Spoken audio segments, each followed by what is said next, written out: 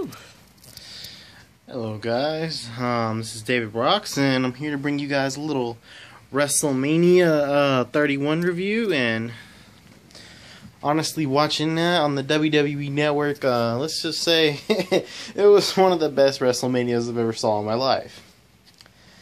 And today I'm gonna give you guys a thorough, well, try to give you guys a thorough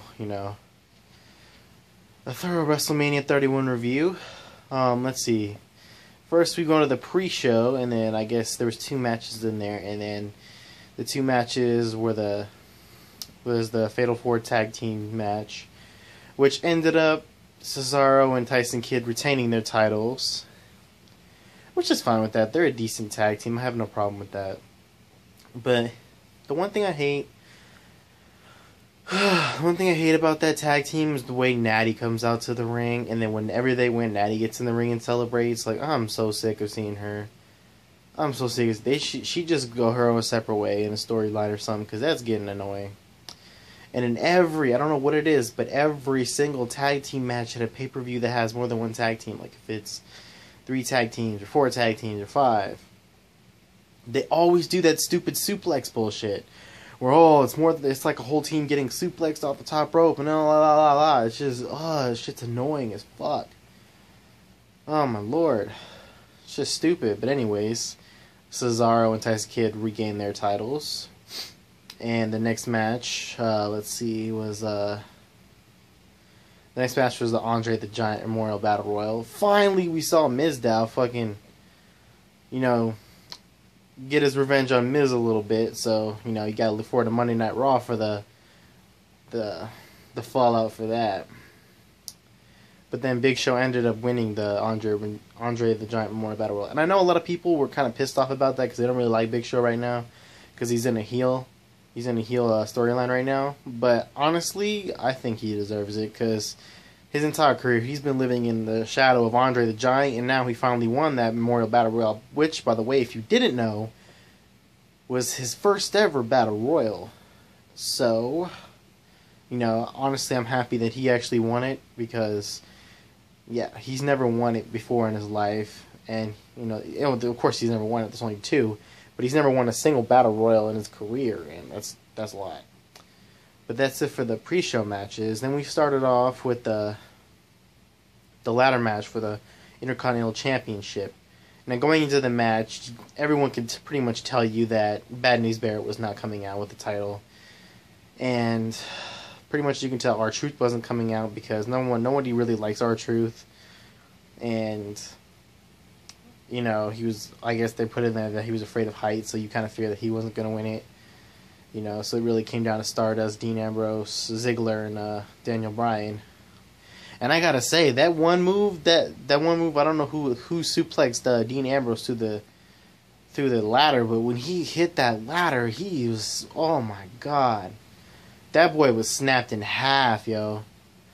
Like, his head hit that damn shit. He was done for the rest of that match.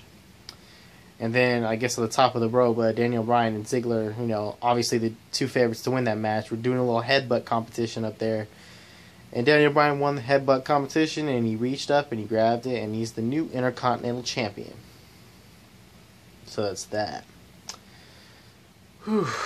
And then the match I don't really care about, Paige and AJ beat the Bellas, which is really stupid because, who cares? It's WrestleMania. If there's not a title on the line, who cares? Even though they're the best 4 divas in the division right now, who cares? I honestly don't care. They could have had a better match than that. And then there was the Sting and Triple H match, which I like the Triple H's entrance with the Terminators and stuff, but I didn't like Sting's entrance. They made like the little drums and shit at the beginning. That didn't make any sense to me. And I was like, what the hell's going on here? And then he came out, the match was decent, it was going good. Sting got his ass kicked for most of the match. And then they brought these old farts out here, then I was just like, bro, you just ruined this. People were looking forward to Sting coming back for a while now, and then he comes back, and then you do your typical WWE bullshit and ruin it.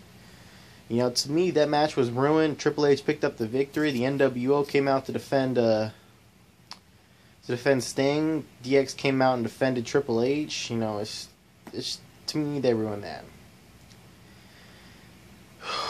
And then later on in the night, I don't remember, it was Stephanie McMahon, Triple H in the middle of the ring, and then I guess they were talking about how they're the greatest. You know, without the McMahons, there would be no WWE, which obviously is true. And then all of a sudden, The Rock came out and he said, Rock was like, let's make a WrestleMania moment, Triple H, and then Triple H backed out like you all know he would. And then Stephanie hit The Rock and asked The Rock, what are you going to do? You're not going to do anything. Are you going to hit a woman? Then The Rock goes around the ring, and then he sees Ronda Rousey out there, which is basically the best damn UFC women's champion in the entire world. She got in the ring, whatever. She whipped Triple H's ass. She whipped Stephanie's ass. Yeah. And then later on, let's see what we got. We had the United States Championship match with Cena and Rusev. Now, obviously, you know, since Rusev was undefeated and Cena has all this bullshit was leading up to WrestleMania. Obviously, Rusev was not walking out. But that match wasn't really that great. You know, it's pretty much what you expect from a Cena match. I feel bad for Lana though, because Rusev plowed into her and she flew back fucking far. And you know, when she wears those long ass heels and she gets flown back like that, that girl is skinny. That girl got hurt, yo. And then yeah, Cena's the new United States champion. I think what they're trying to do though, they were trying to make Daniel Bryan and Cena the champions, the two middleweight champions. They're trying to bring prestige back to just more than one title that they have. And for years, the United States and Intercontinental have been won by people that don't really matter that much anymore. So that's why they have to bring prestige back to it. And then the Undertaker Bray Wyatt match was, for me, it was, Undertaker should not be wrestling. Number one, his undefeated streak is over. To me, his career should be over. He can't wrestle anymore. Half of that match, he was wobbling and stumbling around. Clearly, he was not in shape at all. And when he tried to choke slam Bray Wyatt, he almost dropped in midair. And then when he did do the choke slam, he only lifted him up like halfway. And then Bray Wyatt kind of fell to the ground. You know, but Undertaker ended up picking up the victory, which is complete bullshit, because Bray Wyatt would have whipped his ass if there wasn't this 21-0 bullshit. But now it's 22-1 bullshit now. Let's see. Matches. Am I forgetting something besides the main event?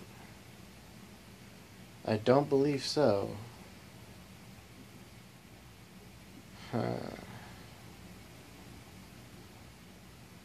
don't know. I'll probably remember it a little bit later, but the last match, the main event. Honestly, I went into it thinking, oh god, this is gonna be another Brock Lesnar beatdown, which is cool. I'm fine with seeing Brock Lesnar beat down someone's ass. But in the match, you know, Brock Lesnar dominated most of the match, but then, you know, all through the match, Roman Reigns just got up, suplex after suplex, you know? Suplex City, bitch. You know? Hashtag Suplex City, bitch. But, yeah, he got up, just kept slamming him, and Roman Reigns just kept getting up and laughing at him. Like, I'm just sitting there like, damn, bro. Like, constantly laughing at him. But the thing you should know. If you watch Roman Reigns in the vest he had on tonight, you notice it's a little thicker than usual. It's probably some kind of protective vest that he was wearing, clearly. Because, yeah, he took so many knees to the midsection, to the ribs, and then so many suplexes. He had to be wearing some type of protective vest on that to be getting up after that. And then finally, you know, he was beating his ass, and then Roman Reigns was coming back. He hit him with like fucking 4 or 5 Superman punches in a row, 2 spears in a row, and then they were both down. And then